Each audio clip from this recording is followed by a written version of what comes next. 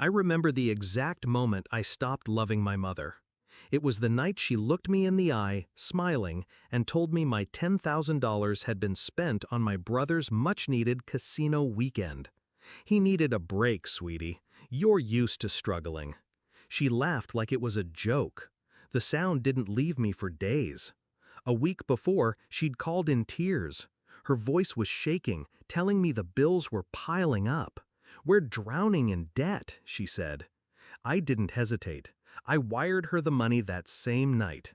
I skipped groceries, pushed my rent payment, told myself, family first. It wasn't the first time I'd helped. Growing up, my mother was the anchor, or so I thought.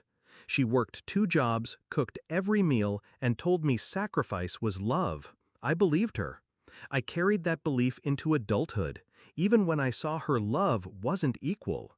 My brother was always the golden child. His mistakes were adventures, his debts bad luck, his failures someone else's fault. Mine? Mine were proof I wasn't trying hard enough. But $10,000? That was more than just favoritism. That was betrayal wrapped in a smirk. I didn't confront her right away. That's not how you destroy someone who thrives on control. You don't scream, you wait. The first step was understanding the full picture. I pulled her credit reports. I had her passwords. She'd given them to me years ago when she didn't understand online banking. The debt was bad, but not crippling.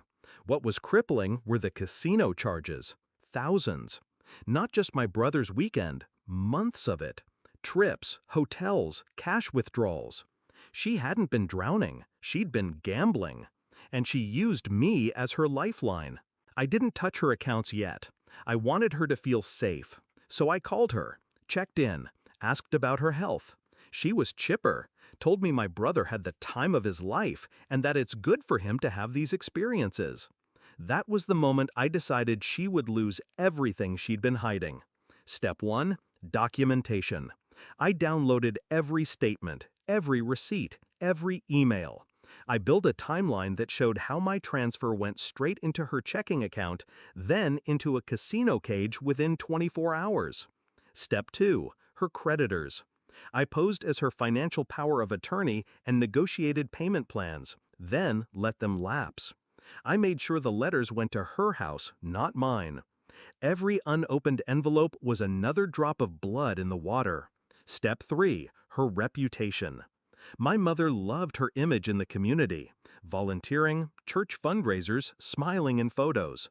I sent anonymous tips to the church treasurer about irregularities in donation handling, attaching my little evidence package of her gambling receipts. I didn't lie. I didn't need to. The letter came a week later. I knew it had arrived because she called me, her voice trembling for the first time since I'd sent that money. They're questioning me at church. They think I stole from the donation fund. I kept my tone even. Did you? Of course not, she snapped. I didn't respond. I let the silence linger until she filled it with nervous babbling. That was when I told her I couldn't help her anymore. The final blow came from the bank. I'd tipped them off about suspicious activity, large withdrawals on days she claimed she was too sick to leave the house.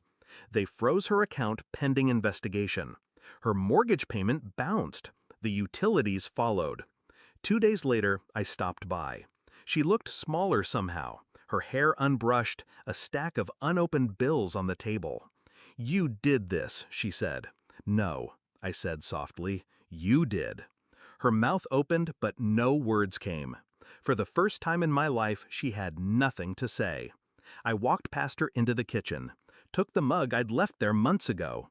$10,000, I said, turning it in my hand, was rent for me, groceries, heat. But you gave it to him. He's your brother. No, he's your son. And you chose him over me. Every time. I set the mug down. This time, you paid for it. Her face went pale. Not from guilt, from the dawning realization that she wasn't getting back up from this one. 3 weeks later, her house was on the market. My brother had stopped answering her calls. Turns out he didn't want to get dragged into her drama. The church had quietly removed her from every committee. And me? I paid my rent, stocked my fridge, sat in my apartment, and breathed without the weight of her hand on my shoulder. People think revenge is about making them feel what you felt. It's not. It's about making sure they never get the chance to do it again.